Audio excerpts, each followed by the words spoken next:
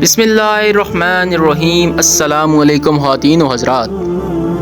انسان کو ہمیشہ اس بات پر یقین ہونا چاہیے کہ جو اس کے نصیب میں ہے وہ اس کو مل کر رہے گا۔ وہ جہاں بھی لکھا ہے وہ وہاں انسان خود پہنچ جائے گا۔ اسی پر آج آپ کے لیے میں ایک سچی کہانی لے کر آیا ہوں۔ کہانی شروع کرتے ہیں۔ قاضی ابو بکر بن محمد بغدادی رحمۃ اللہ علیہ بڑے قاضی گزرے ہیں۔ فرماتے ہیں کہ عہدہ قضاء یعنی قاضی کا عہدہ ملنے سے پہلے میں حرم میں تھا۔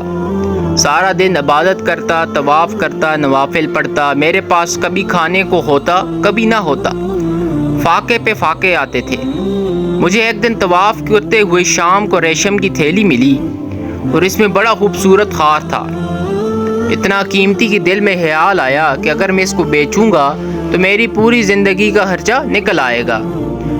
کہنے لگے کہ صبح ہوئی تو ایک بوڑھے آدمی نے حرم میں آ کر اعلان کیا کہ بھائی میرا ہار گم ہو گیا ہے، اگر کسی کو ملے تو وہ مجھے دے دیں۔ میں 500 دینار انعام بھی دوں گا اور شکریہ بھی ادا کروں گا۔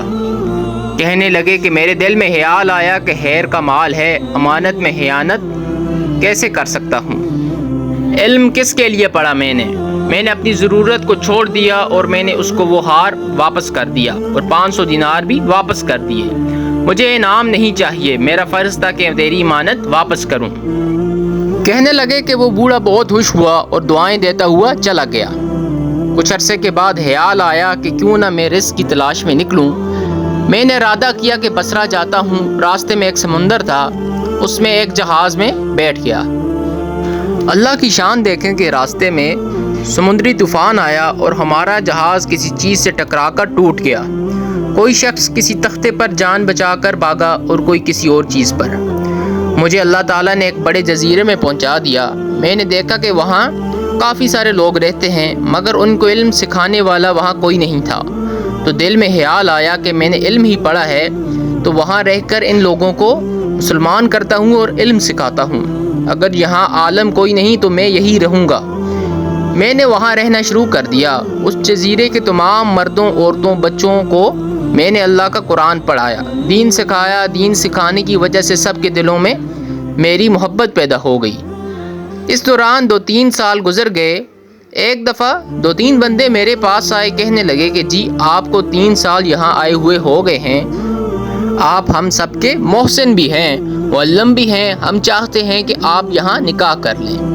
میں نے کہا کہ بھائی میں نکاح کیسے کروں، میرے پاس تو اسباب بھی نہیں۔ انہوں نے کہا کہ اسباب کی بات نہیں، یہاں پر ایک انتہائی نیک بزرگ تھے، حج کرنے گئے، واپس آئے اور تھوڑے دنوں کے بعد وہ فوت ہو گئے۔ ان کی ایک بیٹی جو بہت خوبصورت ہے اور نیک بچی ہے، یتیم ہے، ہم اس کا رشتہ کرنا چاہتے ہیں، ہمیں اس کے لیے آپ سے بہتر رشتہ نظر نہیں آتا۔ کہنے لگے کہ لوگوں کے کہنے پر میں نے شادی کر لی۔ جب میری پہلی مرتبہ بیوی سے ملاقات ہوئی تو میں حیران رہ گیا کہ وہ ہار جو مجھے حرم میں ملا تھا وہ میری بیوی کے گلے میں تھا۔ میں اس ہار کو حیرت سے دیکھنے لگا کہ میری بیوی نے کہا میری طرف دیکھنے نہیں، میرے ہار کی طرف دیکھے جا رہے ہیں، کیا مسئلہ ہے؟ پھر میں نے اس سے کہا کہ بھائی اس کے ساتھ تو ایک واقعہ وابستہ ہے۔ پھر اسے سارا واقعہ سنا دیا۔ واقعہ سن کر اس لڑکی کی آنکھوں میں آنسو آ گئے۔ میں نے پوچھا آپ کیوں رو رہی ہیں؟ کہنے لگی کہ میرے والد جب حج کر کے آئے تھے چاہتے تھے کہ میرا نکاح کر دیں، مگر کہا کرتے تھے کہ مجھے حرم میں ایک نوجوان ملا تھا جس کے دل میں خوف خدا تھا، کاش اگر وہ کہیں مل جاتا تو بیٹی میں تیرا نکاح اس کے ساتھ کر دیتا۔ تو میرا والد تو فوت ہو گیا لیکن اللہ نے آپ کے ساتھ میرا نصیب جوڑا تھا، اللہ نے مجھے بھی آپ کی خدمت کے لیے پیش کر دیا، یہ ہار بھی اللہ نے آپ تک پہنچا دیا۔ ہاں جی، تو یہ تھی آج کی کہانی جس میں ہم کو یہ سبق ملتا ہے کہ جس شخص کا جو نصیب ہوتا ہے وہ اس کو لازماً مل کر رہتا ہے، البتہ وہ جہاں کہیں ہو، بہت دور ہو، پہاڑوں پر ہو، سمندروں میں ہو، انسان کو لازماً مل کر رہتا ہے۔ اسی لیے ہمیں کوشش کرنی چاہیے، دینے والی ذات اللہ پاک کی ہے۔ اب ملتے ہیں نیکسٹ سٹوری میں۔ میرے چینل کو لازمی لائک، سبسکرائب اور شیئر کریں۔ اللہ حافظ۔